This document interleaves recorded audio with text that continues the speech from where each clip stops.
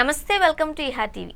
మంచోళ్లతో స్నేహం చేస్తే మంచే వస్తుంది అని, అదే చెడ్డోళ్లతో చేస్తే చికాకులు తప్పు అంటూ మన పెద్దోళ్ళు చెబుతూ ఉండేవారు. దాయాది పాక్ తాజా పరిస్థితి చూస్తే ఈ మాటల్లో నిజం ఎంతన్న విషయం ఇట్టే అర్థమవుతుంది. అర్థం లేని ఆవేశాన్ని, అంతకు మించిన కుతంత్రాల్ని వండి వార్చే పాక్ తోడైన వినాశకారి జైషే మహమ్మద్ చీఫ్ మసూద్ అజార్. పాక్ ప్రేరేపిత ఉగ్రవాదంలో జైషే మహమ్మద్ చీఫ్ మసూద్ అజార్ గురించి తెలిసిందే. పహల్గామ్ ఉగ్రదాడికి కర్త, కర్మ, క్రియ అతడే. అతగాడి మూర్ఖత్వం అతనికి ఆశ్రయం ఇవ్వడంతో పాటు అతని సలహాలను అమలు చేయడం ద్వారా పాకిస్తాన్ ఇప్పుడు కోలుకోలేని దెబ్బకు కారణమయ్యారు అన్నది మర్చిపోకూడదు. ఉగ్రవాదులకు, ఉగ్ర క్యాంపులకు కేర్ ఆఫ్ అడ్రస్గా పాక్ను మార్చేసిన ఆ దేశ పాలకుల్ని తన గుప్పిట్లో పెట్టుకుని ఇష్టారాజ్యంగా వ్యవహరించే ఈ జైషే మహమ్మద్ చీఫ్ దెబ్బకు పహల్గామ్ ఉగ్రదాడి అనంతరం భారత్ చేపట్టిన ఆపరేషన్ సింధూర్, దీనికి ప్రతిగా పాక్ సైన్యపు దాడులు చేపట్టడం, ఈ నేపథ్యంలో దాయాదికి తగిన రీతిలో గుణపాఠం చెప్పేందుకు వీలుగా భారత్ ప్లాన్ చేసింది. అనుకున్నట్లే తాము వేసుకున్న అంచనాలకు తగ్గట్లే పాక్ ఎయిర్ బేస్ మొదలుకొని పాక్లోని పలు కీలక ప్రాంతాలలో దాడులను చేపట్టింది భారత్. అయితే రోజులు గడుస్తున్న కొద్దీ పాక్ మీడియా మొదలుకొని అంతర్జాతీయ మీడియా వరకు పాక్ పైన భారత్ దాడులు ఎంత తీవ్రంగా ఉన్నాయన్న విషయాన్ని స్పష్టం చేశాయి. ఇదంతా ఒకెత్తైతే పాక్ పంచాయతీలకు అసలు సిసలు సొల్యూషన్ పాక్ ఆక్రమిత కాశ్మీర్ భారత్కు అప్పగించడమే. అయితే ఈ పంచాయతీ ఇప్పట్లో తెగేది కాదు.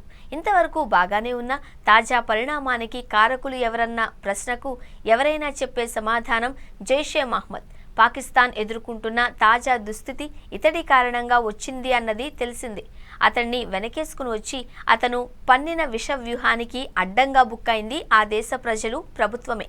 సైన్యం చేతిలో బొమ్మలా ఆడే పాక్ ప్రభుత్వం ఇంతకు మించి చేయగలిగింది కూడా ఏమీ ఉండదు. ఆపరేషన్ సింధూర్లో భారీగా నష్టపోయి జైషే మహమ్మద్ చీఫ్ మసూద్ అజార్ వ్యక్తిగతంగా తన కుటుంబాన్ని పోగొట్టుకోవాల్సి వచ్చింది. 100కు పైగా దళ సభ్యుల్ని భారత సైన్యం జరిపిన దాడులు మట్టుబెట్టాయి. కాకుంటే అతను మాత్రం ఈ దాడుల నుండి తప్పించుకున్నాడు. అప్పటి నుంచి అతడి ఆచూకీ మీద ఎలాంటి వార్తలు రావట్లేదు. మరి అతను ఎక్కడున్నట్లు, ఏం చేస్తున్నట్లు లాంటి ప్రశ్నలకు సమాధానాలు లేవు. ఇలాంటి వేళ అతను ఎక్కడ ఉండే అవకాశం ఉంది అన్న విషయంపై కొన్ని వర్గాలు జరిపిన శోధనల్లో తెలిసిందేంటి అంటే, జైషే మహమ్మద్ ప్రధాన కార్యాలయం వెనుక భాగంలోని బంకర్లో సురక్షితంగా ఉన్నట్లుగా చెబుతున్నారు. భారత సైన్యం జరిపిన వైమానిక దాడుల్లో అతని భార్య, సోదరి, ఆమె భర్త, మేనల్లుడు, మరో మేనకోడలు, తన 5గురు పిల్లల్ని పోగొట్టుకోవాల్సి వచ్చింది. ఇతడి కోసం వేట ప్రారంభించిన భారత ప్రభుత్వానికి దొరకకుండా ఉండేందుకు విశ్వ ప్రయత్నాలు చేస్తున్నట్లు చెబుతున్నారు. ప్రస్తుతం అతను పాక్లోని బహర్వల్పూర్లో ఉన్నట్లుగా నివేదికలు స్పష్టం చేస్తున్నాయి. అయితే దీన్ని ఖరారు చేసే అధికారిక సమాచారం అందుబాటులో లేదు. పహల్గామ్ ఉగ్ర ఘటన అనంతరం ప్రధానమంత్రి మోడీ ప్రసంగిస్తూ ప్రపంచంలో ఏ మూలన దాక్కున్నా ఉగ్రదాడికి కారణమైన వారిని పట్టుకుంటాము అని, వేటాడి మట్టుబెడతాము అంటూ హెచ్చరిక చేయడం తెలిసిందే. ఈ నేపథ్యంలో అతడి వేట ఇప్పటికే కాదు, అతన్ని నిర్మూలించే వరకు సాగుతుంది అని మాత్రం చెప్పక తప్పదు. కాకుంటే అందుకు ఎంత సమయం పడుతుంది అన్నదే అసలు ప్రశ్న.